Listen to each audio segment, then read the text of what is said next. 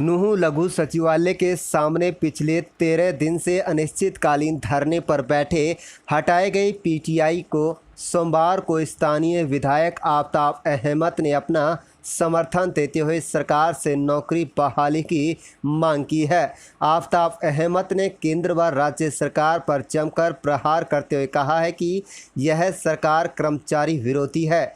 जितने लोगों को इस बार सरकारी नौकरी दी गई है उससे कहीं ज़्यादा लोगों को नौकरी से बाहर निकाल दिया।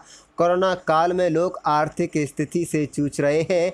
ऐसे हालात में भी प्रदेश के 1983 पीटीआई टीचरों को बाहर का रास्ता दिखा दिया है। विधायक आफताब अहमद बोले कि कांग्रेस हटाए गए पीटीआई के साथ है, सरकार को इन्हें दोबारा नौकरी पर रखना चाहिए। पत्रकारों से बातचीत के दौरान आफताब अहमद ने कहा है कि केंद्र व राज्य सरकार लोगों की जेब पर डांका डाल रही है। डीजल पेट्रोल के दाम आसमान छू रहे हैं। यह आलम तब है जब कच्चे तेल की कीमतों में इस समय भारी गिरावट है। उन्होंने सरकार को पूरी तरह फेल बताया और कहा कि कांग्रेस पूरी तरह से इन पीटीआई के साथ खड़ी है।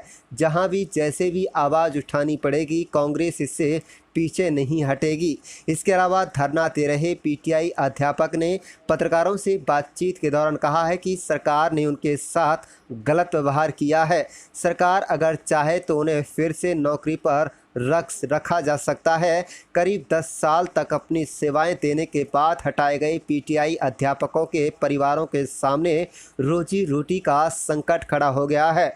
1983 पीटीआई प्रदेश भर से हटाए गए हैं, जिनमें कई महिलाएं पीटीआई विधवा हो चुकी हैं। ऐसे भी अगर उन्हें नौकरी पर दोबारा नहीं रखा जाता तो उनके सामने भूखे मरने की नौबत आ सकती है।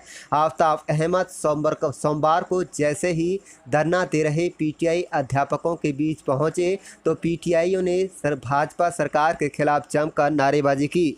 नाराज पीटीआई अध्यापकों ने उप मुख्यमंत्री दुष्यंत चौटाला को भी आड़े हाथों लेते हुए भाजपा जचपा सरकार को जमकर आलोचना की। आपको बता दें कि सुप्रीम कोर्ट के फैसले के बाद प्रदेश से हटाए गए 1983 पीटीआई अध्यापक अब अनिश्चितकालीन धरने पर बैठे हुए हैं। नूंह जिले से हटाए गए 29 अध्यापक लघु सचिवालय परिसर नूंह के समीप अनिश्चितकालीन धरना दे रहे हैं, जिससे बीजेपी जेजेपी गठबंधन सरकार की मुश्किलें बढ़ सकती हैं। आप देख रहे हैं नूंह से लियाकत अली की रिपोर्ट। वजूद में आई है 6 साल में। आप देख सकते हो कि हरियाणा में एक तरफ तो ये कहते हैं हमने भर्तियां खोल के और हमने लोगों को लगा, लेकिन रिकॉर्ड है जितनी भर्तियां नहीं करी उससे ज़्यादा इन्होंने हमारे रोज़गार लग रहे थे कर्मचारी उनको घर भेजने का काम किया। और उसी कड़ी में इस महामारी के दौर में भी जब देश में हम लड़ाई लड़ रहे हैं कोरोना के विरुद्ध, देश में मज़दूरों का, गरीब का और बेसहारा जो है उनका क्या हाल हो रहा है, और उसमें सरकार इस तरीके के कदम उठाए तो ये अपने आप में दुर्भाग्यपूर्ण भी है।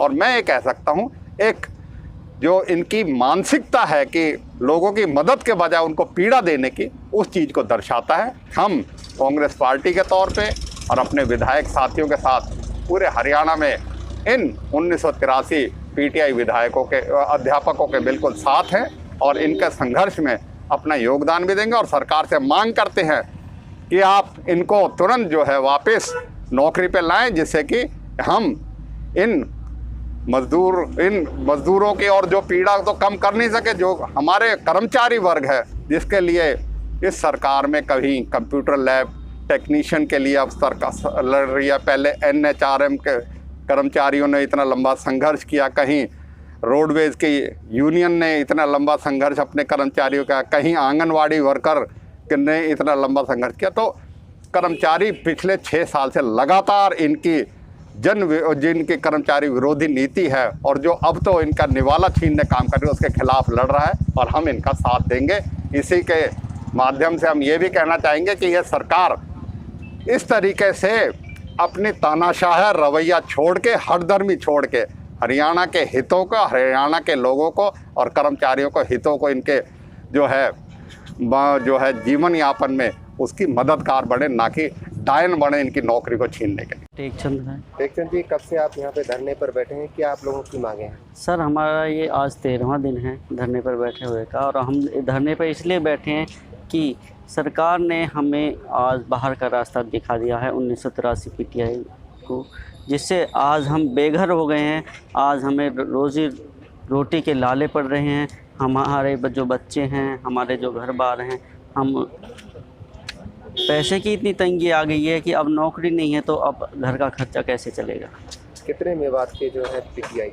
सर, हम मेवात से 29 पीटीआई हैं जो आज धरने पर लगातार, ये हमारा 13वां दिन है, और हम इसीलिए बैठे हैं कि सरकार हमें कहीं ना कहीं की अपनी विधायी शक्तियों का प्रयोग करते हुए हमें हमारी नौकरी बहाल करे। आज विधायक कांग्रेस के यहाँ पर पहुँचे, क्या आश्वासन उन्होंने दिलाया? सर, उन्होंने हमें आज विधायक आफ्ताब अहमद जी विधायक नूह से आज हमें आश्वासन देने के लिए आए। उन्होंने हमारा समर्थन किया है और उन्होंने कहा है कि हम विधानसभा सत्र में आपकी मांगों को जरूर उठाएंगे और आपका समर्थन करेंगे।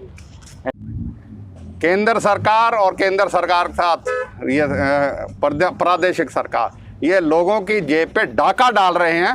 एक तरफ कोरोना की महामारी से आमजन परेशान है, जो है बेरोज़गारी बढ़ रही है, बेकारी बढ़ रही है, लेकिन ये पिछले 12 दिनों से इन्होंने 10 रुपये के करीब डीजल और पेट्रोल बढ़ाया, जबकि अंतर्राष्ट्रीय बाज़ार में कच्चे तेल का मूल्य जो है, क्रूड ऑयल का मूल्य इतना कम है कि वो हमें आधे से भी कम रेट में मिलना चाहिए, लेकिन ये सरकार बेरहमी से लोगों की जेब पे डकैती डाल रही है। कहना चाहेंगे कि आप अभी पीछे मुख्यमंत्री आए, आप उसी से देख सकते हैं, बंद कमरे में किसी चीज़ को मानते हैं कि ये चीज़ नहीं है, और जो उनके अपने जो निर्णय हैं वो इस चीज़ को मानते हैं कि उनके कहीं ना कहीं अनुरूप है ही नहीं उस चीज़ के लिए। तो ये सरकार जो है बिल्कुल फेल हो चुकी है, और हम तो ये कहते हैं इनके बस की जो है शासन तो देना है ही नहीं, लेकिन अब शिक्षा के लिए भी इन्होंने ग्रहण लगा दिया है, और बच्चे का अंधकार भविष्य जो है अंधकार में होता जा रहा है।